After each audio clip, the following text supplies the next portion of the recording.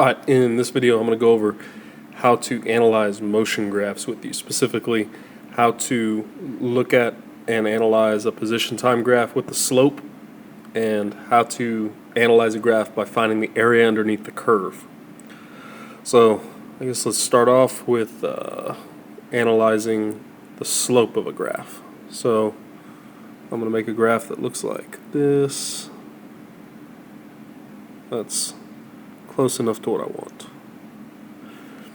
So I know the slope is basically the rise over run, right?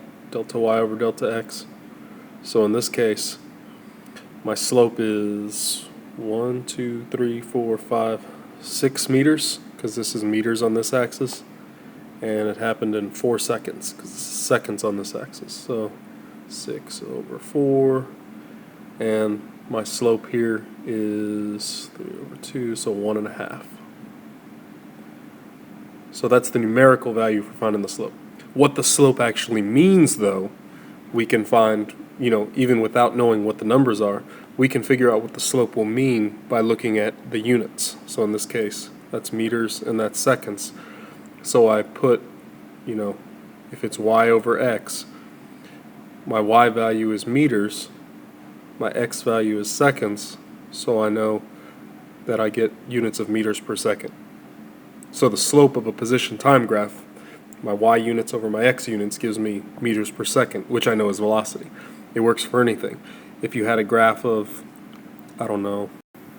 say volume in cubic meters. So this is volume on the y-axis, and let's say time on the x-axis. So time still in seconds. Volume in cubic meters. So if I had a line, the slope of that line would give me units of cubic meters per second, which would be equivalent to a flow rate. So it works for anything. All you have to do is be able to look at what units are on the y-axis, what units are on the x-axis, and divide them.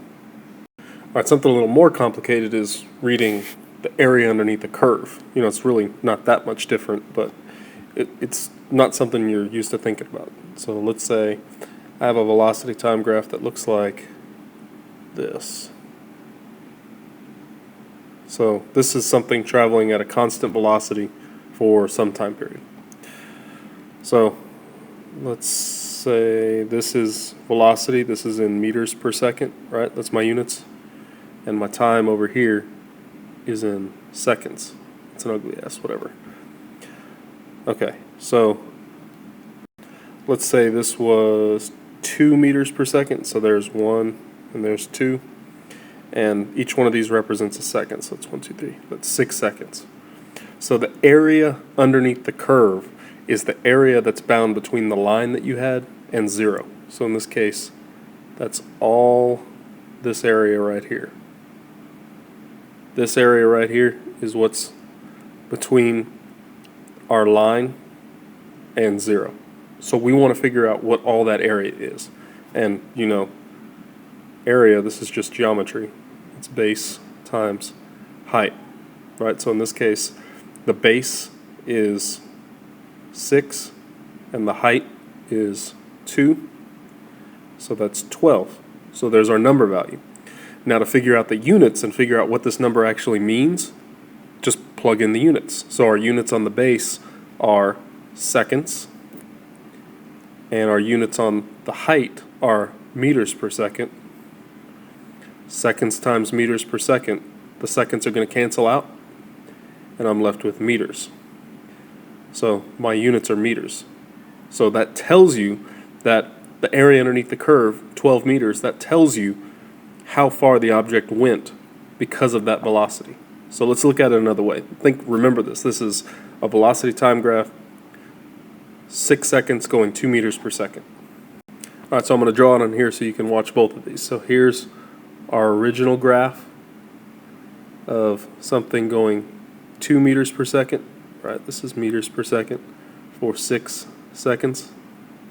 And we said that this area underneath here represented a change of 12 meters. So 12 meters was our change in position. Now watch, if I take this velocity time graph and I come and turn it into a position time graph, we should be able to do that now. You know, y'all have gotten pretty good at practicing going from position time to velocity time and going back. So I should be able to take this and turn it into a position time graph. So I know, because the slope of a position time graph tells me velocity, this number's at 2, that means the slope of my position time graph is going to be 2. So after the first second, it's gone 2 meters, right? There's 1 second, 2 meters, right? That gets me to there. My next second, it's gone 2 meters. My next second, it's gone 2 meters. So I'm just going to do the first 3 seconds so you can see this.